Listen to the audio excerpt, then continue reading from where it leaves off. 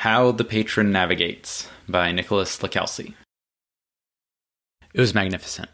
It was all one color of black, but the blackness warped every ray of light that touched it. It didn't absorb the light and hoard it from the world as a black hole would. Instead, it shot the rays of light out in every single direction, tweaking them in the small, beautiful way that only the paint on this ship could. "Is it fast?" I asked. The thing had captured my fascination, and I couldn't stop staring at it out of the station's small porthole. Ethan scoffed under his breath and didn't waste oxygen on the reply. 3 minutes later, we were seated in the machine. The seats had 6 different buckles to keep us in place, and Ethan had given me a special environment suit for the trip. My typical suit wasn't going to cut it. This new one had 3 lines connected to it, one for oxygen, one for the juice to keep me awake in high-G maneuvers, and another for, well, I'll spare you the details, but Ethan assured me I should use it if I didn't want a wet spot on my pants when we were done. A small part of the black wall lit up, and it acted as a window to show us the outside world. The station looked huge, but I knew it would shrink in time. In a half hour, less time than I expected, the station and the tiny moon it orbited disappeared into the vast blackness of space. We were on a slow cruise towards the belt. "How fast are we going?" I asked. It didn't feel that fast. The G's were more than local gravity, but not enough to require the juice. "Don't worry about it," Ethan replied. "We're in empty space. There's no point in opening her up out here. There's nothing close for reference, so your sorry ass wouldn't be able to appreciate the speed." My sorry ass wasn't going to appreciate it anyway, but I appreciated Ethan more than he ever knew. He trusted me and funded all my research when no one else would. Despite the nasty things the media said about him being a spoiled heir to a conglomerate, he was an honest-to-God's patron to me. "What have you been up to lately?" he asked as we cruised towards our destination. "A little bit of this, a little bit of that," I answered. I wasn't sure how much business Ethan wanted to get into, especially while we were on a trip that was supposed to be fun, at least for him. "Come on," he said, opening his arms to encourage me to go into details. "You've got to give me more than that." "Well, I've been messing around with the landing motors for some prototype ships. These are smaller, stronger, and lighter, which will make them more agile. It would also speed up the landing process and save the station hours of logistic work." "That's badass," he said. "Yeah," I said slowly. I noticed the small streak that was the belt on the monitor in front of us. "Is it profitable?" he asked. That was always the question, but I learned long ago the answer didn't matter to him. "No, it won't make us a single credit," I replied. "Well, bet on the jockey." It was an old saying. He explained what a jockey was at one point, but I never understood. "Why not?" he asked. "Too expensive right now," I explained flatly. "The engines we are currently installing work well enough. The new engines are nearly as expensive as some ships. Plus, the training and updates we would have to run would cost most stations more than they can afford. Not to mention the smaller motor would." He cut me off. "Keep working. You'll find something sooner or later." A devilish grin showed up on his face as he looked out the small screen that showed where we were headed. I hadn't noticed it, but that streak of tiny brown rocks had grown to become mountain-sized asteroids that took up our whole field of vision.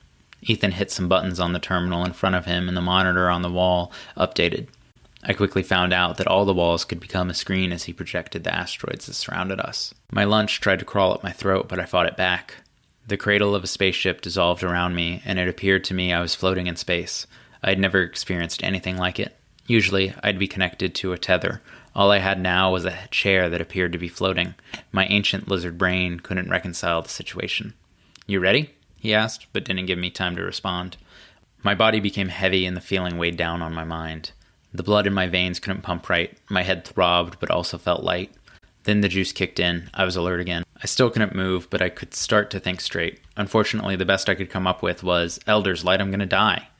The ship was weaving in and out of asteroids like a pinball in an old arcade, but this pinball didn't touch anything. If it did, we would be obliterated. "Are you doing this?" I asked. The weight of our movement slowed the words. Then we pulled a fast turn. The G's disappeared and my body became light. "Not yet," he replied in a quick and confident tone. For 10 minutes we switched between one force or another.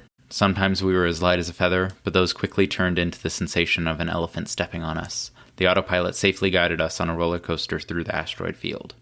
Ethan smiled and laughed the whole time. I was freaked out, but had to admit the sensation was still incredible. Then Ethan said the words I dreaded to hear, but had known were coming from the moment I agreed to get in this beast. "Okay, I'm taking over now." That's when I was grateful to have the third tube. He did a good job. Not nearly as good as the autopilot, but he assured me there were safeties in place so that he couldn't do too much damage. He was having a blast. There was a massive smile on his face, the one we had when we were kids. I could tell he was focused because he positioned his eyebrows into their signature wrinkle. On the other hand, I was terrified by the numerous close calls with those floating mountains. The only thing coming out of my mouth while Ethan drove were a few blurred curses. "Want me to take the safeties off?" he asked, the words dragged out by the crushing G's. I felt the cold juice pump into my veins. I used the chemicals to say the first intelligible words that I had spoken since Ethan took over. Hell no. That was 10 years ago today, I said to the crowd of 30 scientists and explorers in front of me. As you all know, Ethan Lister died in an accident on the same ship 2 years later. It happened to be the same month I perfected the design of the engine we were using on the ship outside. I gestured to the window at the massive ship that waited for us to board it. It wasn't as sleek as Ethan's beloved speeder, but it was far faster. I was glad everyone turned their attention to the window because it gave me a chance to massage my throat. I had practiced the speech a dozen times, but I still felt the back of my throat tighten. I couldn't cry here, in front of them. It wasn't the beginning Ethan would want for this adventure. To be blatantly honest, Ethan would have been pissed that he didn't get to ride the fastest ship ever built, but he would be proud that his funding was finally able to design something useful. It's not profitable, as the media has mentioned many times. It has used all of Ethan's assets to build.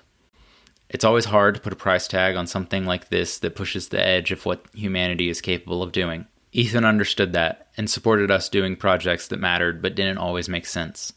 Thanks to this philosophy, we will be the first people to go fast enough to get to Alpha Centauri in a single lifetime, and it wouldn't have been possible without Ethan Lister. The crowd applauded. They were as excited as me to start this new adventure. It only took us 10 minutes after boarding the ship to lose sight of the space station. The sun itself faded into the vastness of space a few days later. We're in deep space now, and there's still a long journey ahead of us. Hey, thanks for watching and making it to the end of the video. If you enjoyed the story, please consider subscribing. If subscribing isn't your thing, then liking the video is an easy, non-committal way for you to let me know you enjoyed it. You can find this story and others like it on stepintotheroad.com. There's a link in the description. If there's something else you want to hear me read, leave a comment and let me know. Until next time, look both ways before you step into the road.